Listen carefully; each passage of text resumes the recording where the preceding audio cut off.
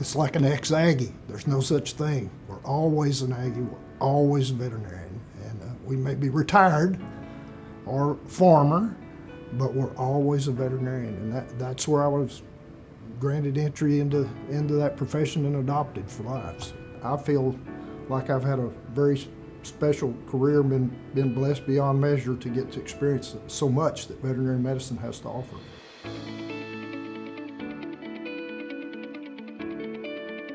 Some careers are defined by milestones. Others are defined by service and dedication to others. Dr. Guy A. Sheppard's life reflects all of these, having devoted decades to helping people, protecting animals, and strengthening the veterinary profession. Sheppard's story began in a simpler place. Growing up on a farm, surrounded by livestock and wide open spaces, he quickly discovered the work that would shape his entire life.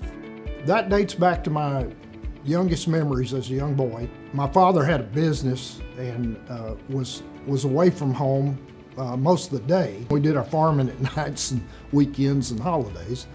So when I was young, I'd have to let the veterinarian in and show him where the sick cow was and where the pens were and help him. And the thing that really attracted me is I remember them coming out and anesthetize a big old stud horse that we had, wake him up smoothly and quickly. And I said, that's got to be a superpower to be able to do that. And I have to learn it. That early fascination soon grew into determination. At Texas A&M, the Corps of Cadets helped guide him towards the future he envisioned. And there were 2 seniors in our outfit that were in veterinary school. They were in my sights that if those 2 guys can do it, I can sure do it. But the Corps of Cadets gave me the structure I needed. Everybody I knew in our little farming community had served. It seemed like an obligation for living in this great country. Everybody should give something back and serve, so it seemed natural to me. After completing his education, another calling became clear. Service to his country felt like a natural extension of the values he had carried since childhood. I did my officer basic course and my veterinary course at Fort Sam Houston in San Antonio. And then we went out to our branch assignments after about 3 months, and people thought I was crazy, but I put in for military posts that actually had lots of animals there. I got Fort Sill, Oklahoma. We had a horse-drawn artillery half-section, ceremonial piece, and I took care of those horses. They let me do the animal work the first year to get you kind of accustomed to it, and then the second year I was the chief of the branch and I was over all the food inspection and the animal. When his military service concluded, his dedication to care continued closer to home. In San Angelo, he built lasting relationships and became a trusted presence for rural Texas communities. It was everything I hoped it could be. I came to appreciate it as a large enough town to have multiple veterinary clinics, good colleagues, we could work together, and it had a large trade area. People came to San Angelo to buy groceries, to go to veterinary clinics, to do whatever business they needed to do for a 150-mile radius. So it was wonderful. Got to meet a lot of great people. The biggest compliments I ever got were from my clients who would tell me, I wish you could be my own doctor. After many years in private practice, life began to shift, and the path that launched his career called him home to Texas A&M. And Dr. Bubba Wojtek called me one day and he said, Guy, how would you like to work for me in development? And I said, what's development, Bubba?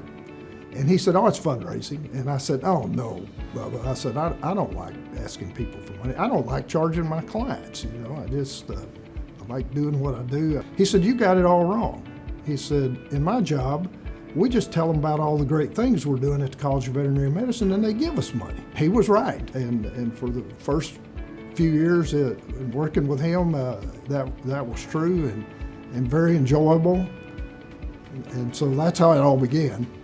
That return opened the door to even greater leadership and mentorship.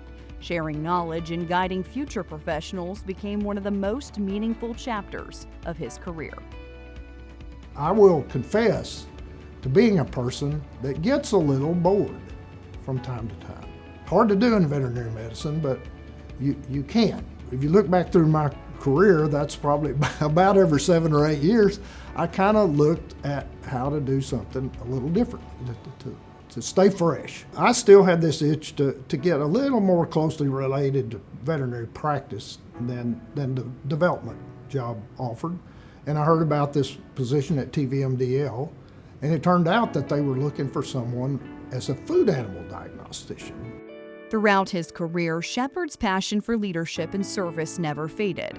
At TVMDL, that passion evolved into new ways of serving animals, veterinarians, and communities across the state. The folks at TVMDL played such a big role in my career. I just loved working with them. The veterinarians that oversaw the different lab sections, they couldn't do any of it without the technical folks that actually do the testing and make sure it's correct. I would always ask them, before I would promise a practitioner we could get something done on a custom time frame or something that they desperately needed, and I would never promise anything that we couldn't deliver, and they felt like I had their back. Now retired, Sheppard and his wife Valerie enjoy being surrounded by family and spending time on their farm along the Navasota River. It's a place, he says, where he can see God's handiwork and feel gratitude in receiving this award. Well, I'm just humbled and honored beyond words. When Dean Rush called me, I just couldn't believe it. It made me go back and look down the list from many years past, and it's just a who's who of veterinary medicine. It's the people who taught me so much and helped me so much, and I've looked up to, and I've benefited from them. I've been friends with them, and it's just something special to me to be even listed with these folks. My faith is very important to me, and I've told you that I've felt the hand of the good Lord leading me through my whole life, through my whole career, and He led me to my best friend, my wife, my life partner, Valerie. Without her love and support and encouragement, I wouldn't have amounted to much. I wouldn't have had much to work for. So.